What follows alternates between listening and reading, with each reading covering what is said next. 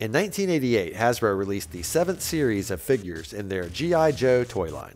It was around this time when the once mostly believable, military-inspired figures and vehicles took a hard turn towards science fiction.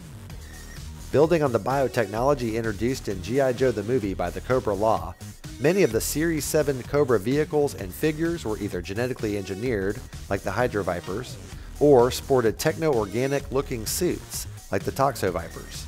And today, we'll be looking at the Cobra Hostile Environment Trooper, the Toxo-Viper, here on Creed's Collection.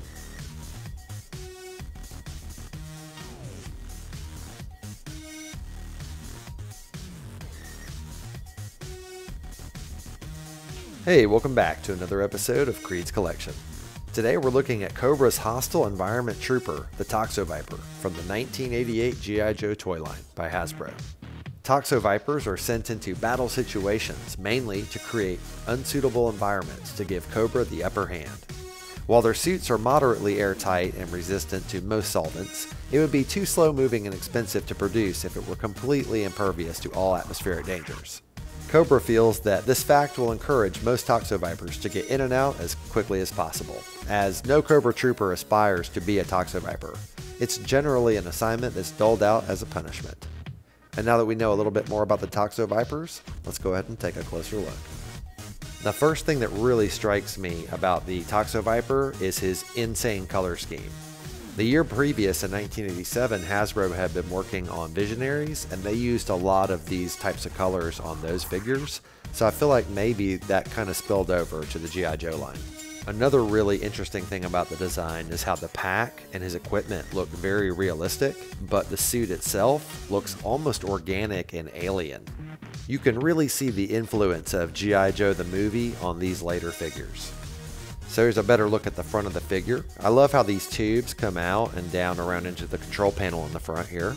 And if you're thinking he looks kind of familiar, it's because he's a TIE fighter pilot from Star Wars.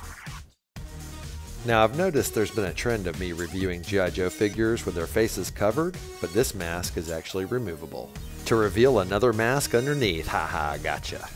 And sadly, the only flaw in the figure, a small paint chip right there on the end of his nose. Luckily, when he's on display, he's always wearing his mask. I do like the fact though that they didn't skimp on the detail underneath, and that right here it looks like he's got some kind of filtration system in addition to the mask he wears. It is a little strange it doesn't cover his nose though. Alright, we'll go ahead and take a look at his helmet now. So right here on the front, that looks like a mouth to me. And as you spin it around to the back, there's something about it that really reminds me of Greedo on the back. So I guess in a way it's a TIE fighter pilot and Greedo mixed together. But since these helmets aren't exactly airtight, it makes me think the Toxo-Vipers probably spend a lot of time ingesting chemical agents that affect their body and mind. You suck at fixing things. You really need to learn how to drive a boat. What? You really yellowed with age.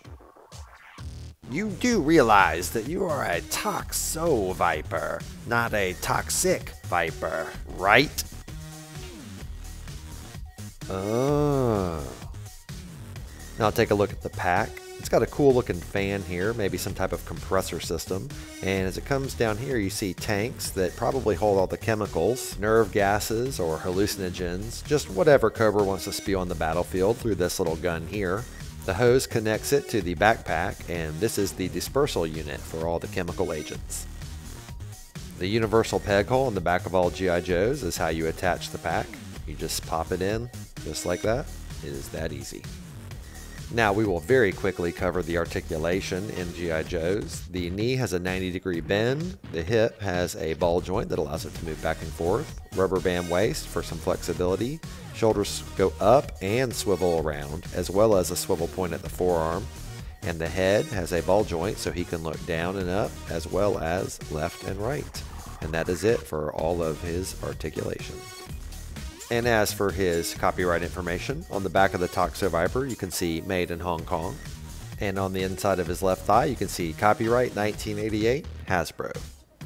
Here's a look at Toxo-Viper's file card. If you'd like to read it, pause now. And now for our He-Man size comparison. Toxo-Viper is quite a bit smaller than He-Man, However, I have to tell you, him being a Viper, I bet you he'd love to visit Snake Mountain.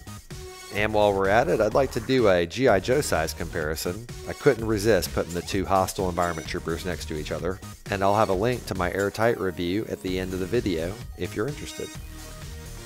Thank you so much for taking the time to watch my toy review for Toxo-Viper from the 1988 toy line G.I. Joe by Hasbro. The first time I saw Toxo-Viper, he really stood out because of his strange color scheme and design.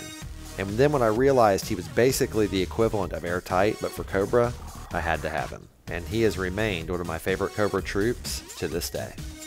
If you enjoyed the video, please leave a thumbs up. And if you have any thoughts, please leave a comment. I love reading and responding to them.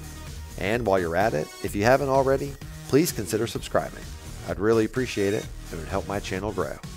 I review a toy from my vintage collection every Wednesday, so I hope to see you next week and every week after, here on Creed's Collection.